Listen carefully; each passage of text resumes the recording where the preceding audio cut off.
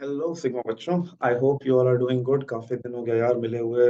I was also waiting, but कुछ कारण से काम हो नहीं पा रहा था इन चीजों पे। I got busy elsewhere, so it's been days. तो आई थॉट कि चलो वापस से काम करते हैं शुरू। ठीक है। तो आज के इस सेशन में today we are going to study about projectile motion. ठीक है। प्रोजेक्टाइल मोशन जो है तुम्हारा मोशन इन अ प्लेन का एक छोटा सा पार्ट है। तो प्रोजेक्टाइल मोशन भी आज जो है हम लोग पूरा पूरा नहीं कवर करेंगे।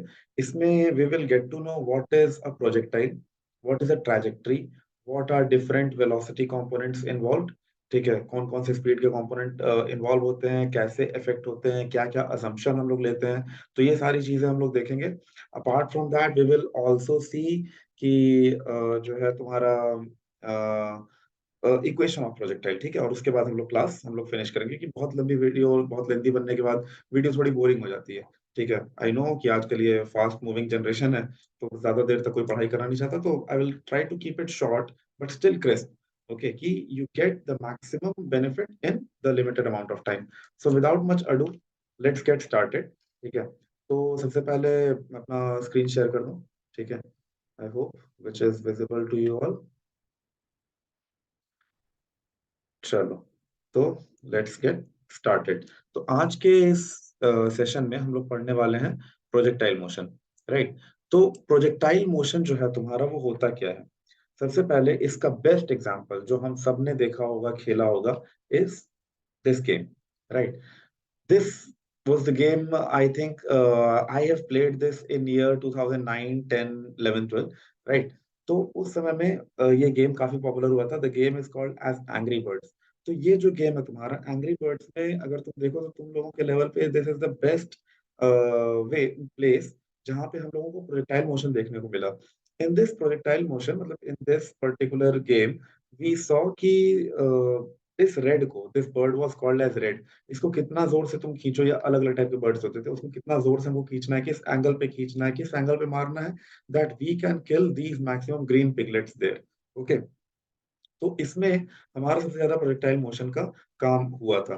अगर आज के टाइम पे हम लोग देखें तो तुम्हारा जो प्रोजेक्टाइल मोशन है, that governs the basic principle of your launching of any rocket, okay, या मिसाइल। उसको हम लोग डायरेक्ट जो लॉन्च करते हैं कि हम लोग को कहाँ पे मारना है, कहाँ पे उस प्रोजेक्ट मिसाइल को गिराना है, ठीक है, कहाँ पे उस बॉम्ब को गिराना है। तो इन सब चीजों में we use the principle of projectile motion. So how to utilize, how to harness the maximum potential of this particular topic? For this, we need a bit of very basic mathematics, elementary mathematics of grade 9 to 12। ठीक है। और उससे हम लोग easily हम लोग जज कर सकते हैं, ठीक है, कि ये मतलब कितना रेंज कवर करेगा, कितनी हाइट पर जाएगा, क्या एंगल हम लोग को यूज करना पड़ेगा, कितना तेजी से हमको फेंकना पड़ेगा। Right. So all these things will be we will be covering. तो ये बेसिक सा डेफिनेशन है तुम्हारा प्रोजेक्टाइल मोशन का। ठीक है।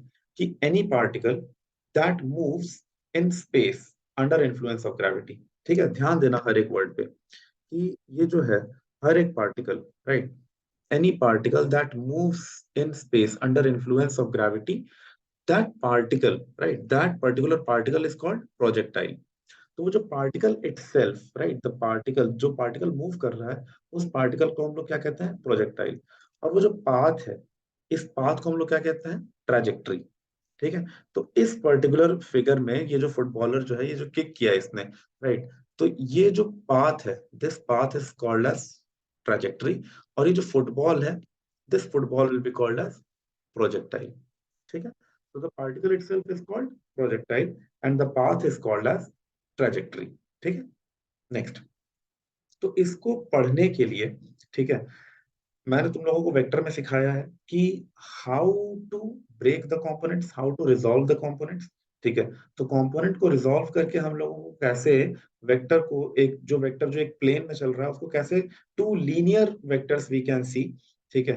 तो यहाँ पर देखो, अगर इनिशियल वेलोसिटी, ठीक है, initial velocity of the particle ये ऐसे थ्रो किया गया। अगर एक प्लेन से, suppose this is a plane, ठीक है, जहां पर एक ये ग्राउंड है, यहां से मैंने ऐसे प्रोजेक्टाइल फेंका। ठीक है।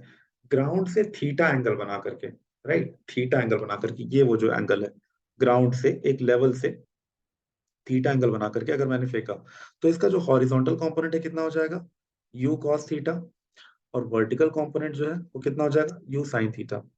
ये मैंने वेक्टर्स में बताया कि जहां से एंगल बनता है, जहां से एंगल बनता है उसको कहते हैं कॉस थीटा, वो कॉस थीटा कॉम्पोनेंट हो जाता है, और ऑपोजिट साइड तुम्हारा साइन थीटा हो जाता है, ठीक है। तो यहाँ पर ग्राउंड से एंगल बन रहा है थीटा, तो horizontal component you cos theta हो गया, और vertical component you sine theta हो गया, ठीक है। यहाँ तक समझ में आया। अब देखो कि इसमें पहली बात, प्रोजेक्टाइल मोशन में सबसे पहले हम लोग तीन अजम्पशंस लेते हैं, ठीक है।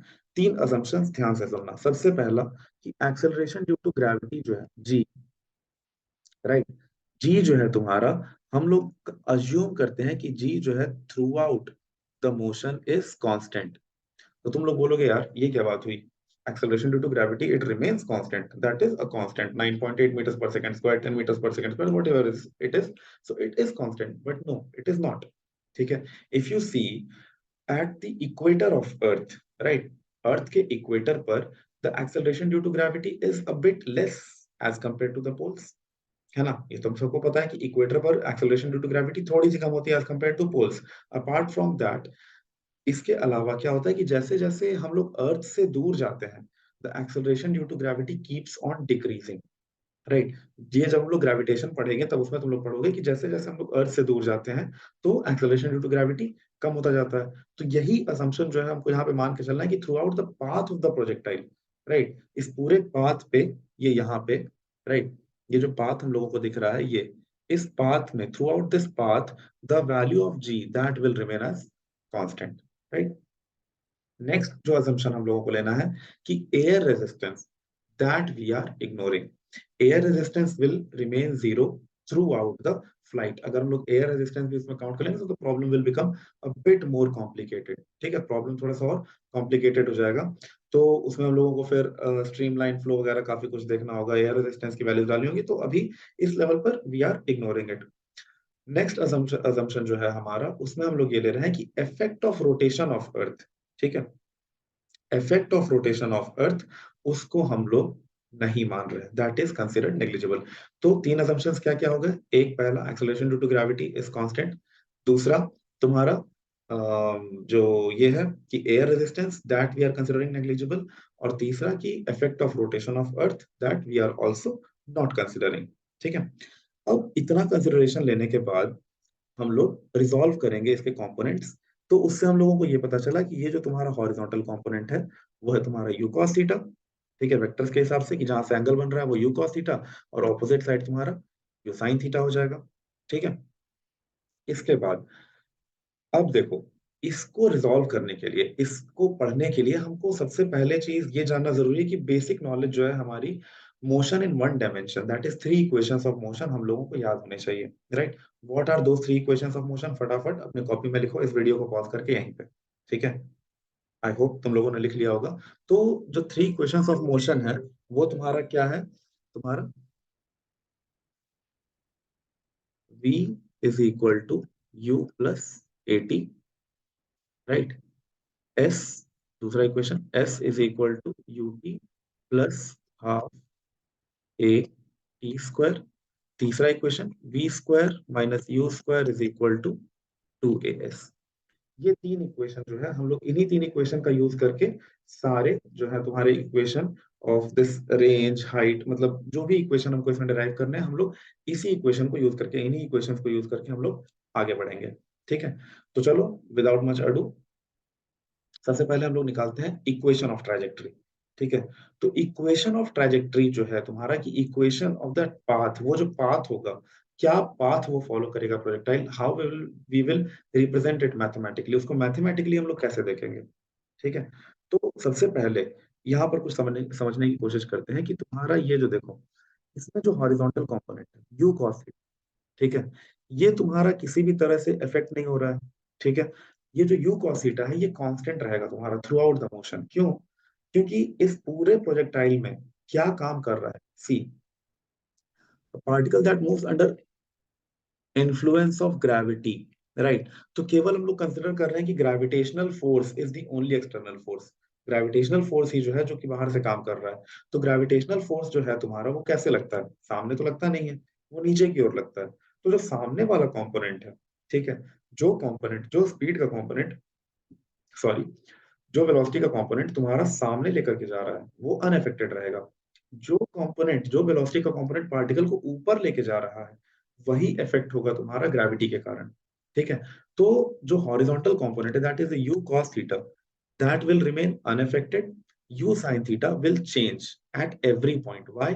Because gravity is influencing that, right. Gravity जो है तुम्हारा वो उसको इन्फ्लुएंस कर रहा है। जैसे जैसे पार्टिकल तुम्हारा ऊपर जा रहा है, वैसे वैसे उसका यू साइन थीटा वाला कंपोनेंट कम होता जा रहा है, और एट मैक्सिमम हाइट, जब वो मैक्सिमम हाइट पे पहुंच चुका होगा, तो वो और आगे नहीं जा रहा है। यानी वर्टिकल कंपोनेंट जो है वेलोसिटी का, वो तुम्हारा अब जीरो हो चुका है। ठीक है, तो vertical component eight top most height क्या हो गया है? जीरो। तो कुछ एक ऑब्जेक्टिव क्वेश्चंस अगर यहाँ से हम लोग बनाए कि कौन सा कंपोनेंट है जो कि सामने कांस्टेंट चलता रहता है, जो कांस्टेंट रहता है थ्रू आउट द मोशन, तो वो तुम्हारा कौन सा हो जाएगा? Horizontal component, the you cos theta one, right. और कौन सा कंपोनेंट है जो चेंज होता रहता है? वो यू साइन थीटा हो जाएगा। क्यों चेंज होता है? बिकॉज ऑफ ग्रेविटी, क्योंकि ग्रेविटी उसको हमेशा नीचे खींच रही है। ठीक है, तो यहाँ पर देखो, इस जगह पर, ठीक है, इस पर्टिकुलर पॉइंट पे तुम्हारा जो यू वाई है, ये इक्वेशन लिख लिया होगा आई होप। ठीक है, I am removing the inks. तो ये जो पर्टिकुलर जगह है तुम्हारी, यहाँ पे देखो, जो वर्टिकल कंपोनेंट है वो यू साइन थीटा है। यहाँ पर टॉप मोस्ट पॉइंट पे वर्टिकल कंपोनेंट जीरो हो गया, अब पार्टिकल और ऊपर नहीं जा सकता है। ठीक है, यहाँ पर जब पार्टिकल नीचे की ओर आ रहा है, तो देखो ये माइनस यू साइन थीटा हो गया। ठीक है, लेकिन हर जगह पे अगर हॉरिजॉन्टल कंपोनेंट देखो, तो यू कॉस थीटा ही है, यहाँ भी और यहाँ भी। तो forward motion is always constant, but the vertical motion, ठीक है, that keeps on changing because of gravity. Forward motion जो है तुम्हारा वो कांस्टेंट रहता है, ठीक है, और वर्टिकल मोशन जो है तुम्हारा चेंज होता रहता है, किसके कारण? ग्रेविटी के कारण। ठीक है, नेक्स्ट इक्वेशन अब कैसे निकालना है हम लोगों को, देखो। तो जैसा मैंने बताया तुम लोगों को कि हम लोग को सबसे पहले तीन बातों का, मतलब तीन इक्वेशंस का ध्यान रखना पड़ेगा। Equation in motion in one dimension, equation of motion in one dimension. तो सबसे पहला जो अपना एक्स कंपोनेंट है, कि वो एक्स कितना जा रहा है, ठीक है, which we call as range. Horizontally जो चल रहा है, जो मैक्सिमम, जो हॉरिजॉन्टल डिस्टेंस वो कवर करता है, उसको हम लोग कहते हैं रेंज। जो मैक्सिमम डिस्टेंस वो वाई डायरेक्शन में कवर करता है, that is called as maximum height. Maximum height उसने क्या अचीव की ड्यूरिंग द मोशन, और पूरा टाइम कितना लगा उसको यहां से ले जाकर के यहां तक जाने में, कितना टाइम लगा उसको, कि पार्टिकल कितने देर फ्लाइट में रहा, कितने देर वो फ्लाइट में रहा, वो अपना हो गया टाइम ऑफ फ्लाइट। ये तीन बेसिक डेफिनेशन। ठीक है, the maximum distance covered, horizontal distance covered, वो तुम्हारा हो गया रेंज। टॉप मोस्ट कॉम्पोनेंट, ठीक है, कितना ऊपर वो गया, वो होता है तुम्हारा मैक्सिमम हाइट कवर्ड, और कितना टाइम लिया इस पूरे पास को कवर करने में, that is called as time of flight. तो एक्स जो है तुम्हारा वो किस पे डिपेंड कर रहा है? ये रेंज। हॉरिजॉन्टल जो अगर डिस्टेंस है, वो किस पे डिपेंड करेगी? तुम्हारे हॉरिजॉन्टल कंपोनेंट ऑफ वेलोसिटी पे, राइट, यू कॉस थीटा पे। तो हॉरिजॉन्टल डिस्टेंस कितना कवर होगा, वो अपना कैसे होगा अपना एक्स, दैट जो एक्स है, ठीक है, वो तुम्हारा कितना हो जाएगा? That will be you x into T, right, horizontal component of the velocity. अब आगे में कोई एक्सेलरेशन तो चल नहीं रहा है, ठीक है, तो वो अपना एक्सेलरेशन पार्ट जीरो हो जाएगा। एक्सेलरेशन तो कुछ है नहीं, तो अपना बेसिक इक्वेशन की displacement is equal to speed into time. ठीक है, डिस्प्लेसमेंट ये हो गया तुम्हारा डिस्प्लेसमेंट, ये हो गया स्पीड, और ये हो गया टाइम। ठीक है, हम लोग अभी यहाँ तक का इक्वेशन, मतलब यहाँ तक का ले रहे हैं। ठीक है, नेक्स्ट तुम्हारा हो जाएगा वाई। वाई का अगर हम लोग देखें, तो इसमें क्या हो जाएगा तुम्हारा यू वाई, यानी कि वर्टिकल कंपोनेंट, और कितना टाइम लिया। लेकिन इसमें ये यू वाई कांस्टेंट तो है नहीं, ये तो चेंज हो रहा है। किसके कारण चेंज हो रहा है? ग्रेविटी के कारण। तो इसमें हम लोग सेकंड इक्वेशन ऑफ मोशन लगाएंगे। क्या था सेकंड इक्वेशन ऑफ मोशन? छोटा सा यहाँ पे लिख दो, s is equal to u t plus half a t square. ठीक है, तो इसी को हम लोगों को यूज करना है यहाँ पे। तो यू टी तो हो गया अपना यू वाई, और टी, एस जो है अपना वाई है।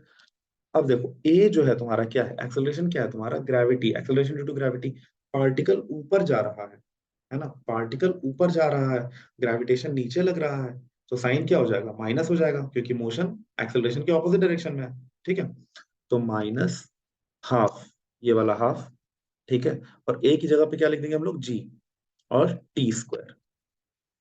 यहां तक समझ में आया ये दो इक्वेशन? अब देखो, अगर हम लोग को पाथ निकालना है, तो हम लोग क्या करेंगे? बस ये टाइम वाला जो चीज है, ये जो टी कंपोनेंट, टी जो है, इसको हम लोगों को एलिमिनेट कर देना है। तो यहां से टी का वैल्यू उठा करके, यहां से अगर हम लोग टी का वैल्यू उठाएं, तो टी क्या हो जाएगा? T will be equal to x by u x. U x क्या है तुम्हारा? यू एक्स जो है, यू एक्स वो है यू कॉस थीटा, और यू वाई क्या है? वो है यू साइन थीटा। ठीक है, तो x by u cos theta, यही चीज हम लोगों को यहाँ पर लिख देनी है टी की जगह पे, राइट। तो y will be equal to u y t. T की जगह पे क्या हो जाएगा? X by u cos theta, ये y सब्सक्रिप्ट में है, ठीक है। अरे यार, चलो ठीक है, वापस से लिख देते हैं, कोई दिक्कत नहीं है। x is u cos theta into T, y is u sin theta into T minus half g t square. ठीक है, टी की जगह पे क्या कर देना है हमको? u sin थीटा, टी जो है तुम्हारा, ये यहाँ पे सब लिख देते हैं। कौन कौन सा इक्वेशन यूज हुआ है? S is equal to u t plus half a t square. ठीक है, ए जो है तुम्हारा ये माइनस जी हो गया क्योंकि पार्टिकल ऊपर जा रहा है। ठीक है, तो अभी वाई वाला अगर हम लोग यूज कर रहे हैं तो एस की जगह पर वाई लिख दिए हैं, यू की जगह पे यू वाई जो है तुम्हारा वो यू साइन थीटा हो जाएगा। ठीक है, यू साइन थीटा हो गया, और यू एक्स वाला क्या हो जाएगा? यू कॉस थीटा हो जाएगा। ठीक है, यू साइन थीटा। टी की जगह पे अब क्या लिखेंगे हम लोग? यहाँ से निकालेंगे टी का equation, t will be equal to x by u cos theta. ठीक है, यू कॉस थीटा। तो टी क्या हो जाएगा तुम्हारा? X by u cos theta minus half g t square, यानी कि x square by u square cos square theta. ठीक है, u cancel, sine theta by cos theta क्या हो जाएगा तुम्हारा? एक्स, एक्स आ गया tan theta minus half g x square by, x है ये, you square cos square theta y. This is the equation of path of projectile. ठीक है, यह तुम्हारा equation of path of projectile.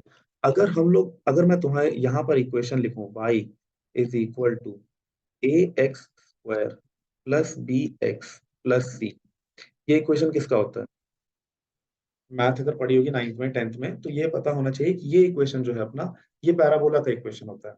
ठीक है, अब इन दो इक्वेशन को कंपेयर करो। ठीक है, तो यू विल फाइंड सिमिलैरिटी। ये देखो, x का एक तुम्हारा यहाँ कोएफिशिएंट है, x का कोएफिशिएंट है tan theta, right. X square का कोएफिशिएंट है, ये इतना बड़ा एक्स स्क्वायर का कोएफिशिएंट है। ठीक है, तो ये लगभग लगभग अपना इससे मिलता जुलता है। तो पैराबोला कैसा होता है? पैराबोला ऐसा होता है, राइट। अभी यहाँ देखो पैराबोला, ये देखो, ये सब जगह पर तुमको देखो, तो ये जो पाथ ऑफ प्रोजेक्टाइल है तुम्हारा, ये कैसा है? ये देखो, अगर मैं यहाँ पर ऐसे ड्रॉ कर दूं तो ये तुमको इन्वर्टेड पैराबोला दिखेगा। यहाँ भी देखो, ये सब जगह पे इन्वर्टेड पैराबोला, ये देखो इन्वर्टेड पैराबोला दिख रहा है। तो ये इन्वर्टेड क्यों है? क्योंकि इस इक्वेशन में देखो, यहाँ पर ए एक्स स्क्वायर, यहाँ पर ए जो है तुम्हारा दैट इज पॉजिटिव कंपोनेंट। ठीक है, ए पॉजिटिव में है, और यहाँ पर तुम्हारा एक्स स्क्वायर का कंपोनेंट नेगेटिव है। तो इसलिए पैराबोला क्या है? इन्वर्टेड शेप का है। ठीक है, तो ये इस कारण से तुम्हारा सारे प्रोजेक्टाइल जो होते हैं they always take parabolic path. So if the question comes, what is the path of projectile? Is it ellipse, parabola, hyperbola, circle, semicircle? So you will always write parabola, right? Because this equation is itself proving कि तुम्हारा जो path of projectile होगा वो हमेशा parabola ही होगा। तो ये video यहीं पर खत्म करते हैं, क्योंकि हमने अभी इसमें क्या क्या सीखा। सबसे पहले कि प्रोजेक्टाइल मोशन कहाँ पर यूज होता है, प्रोजेक्टाइल मोशन होता क्या है, ट्रेजेक्टरी क्या होती है, प्रोजेक्टाइल क्या होता है। ठीक है, हॉरिजॉन्टल कंपोनेंट कौन सा होता है, वर्टिकल कंपोनेंट कौन सा होता है, क्या क्या अजम्पशंस हम लोग लेते हैं, 3 अजम्पशंस हमने पढ़े। ठीक है, कि acceleration due to gravity remains constant, air friction is zero, third की effect of rotation of earth is not considered. ये 3 चीज हमने पढ़ी, राइट। इसके अलावा कि हॉरिजॉन्टल कंपोनेंट जो है वो कांस्टेंट रहता है थ्रू आउट द मोशन, जो वर्टिकल कंपोनेंट है वो चेंज होता रहता है किसके कारण, ग्रेविटी के कारण। और इन सारे चीजों को यूज करके फिर हमने इन सारी असम्पशंस को हमने किसमें डाला, equation of motion in one dimension में। ठीक है, कौन कौन सा, v is equal to u plus a t, s is equal to u t plus half a t square, और v square minus u square is equal to 2as। इन चीजों को यूज करके हमने फिर निकाला इक्वेशन ऑफ ट्रेजेक्ट्री, जिससे ये प्रूफ हुआ कि द पाथ ऑफ प्रोजेक्टाइल, जो तुम्हारा प्रोजेक्टाइल का जो पाथ है, द ट्रेजेक्ट्री, वो हमेशा तुम्हारा पैराबोला होगा, that will always remain a parabolic path. और इन्वर्टेड पैराबोला क्यों होगा, क्योंकि एक्स स्क्वायर का जो कंपोनेंट है वो तुम्हारा यहाँ पे नेगेटिव में आ रहा है। The acceleration due to gravity, जो ग्रेविटी है तुम्हारा, राइट, यहाँ पर देखो ये तुम्हारा क्या है, minus half g t square, क्योंकि एक्सेलरेशन ड्यू टू ग्रेविटी जो है तुम्हारा वो नेगेटिव में काम कर रहा है, यानी कि मोशन के ऑपोजिट डायरेक्शन में काम कर रहा है, वर्टिकल मोशन के ऑपोजिट डायरेक्शन में, इसलिए हमको इन्वर्टेड पैराबोला मिलता है। नेक्स्ट वीडियो में we will cover how to calculate range, time of flight and height, maximum height. Okay, see you then.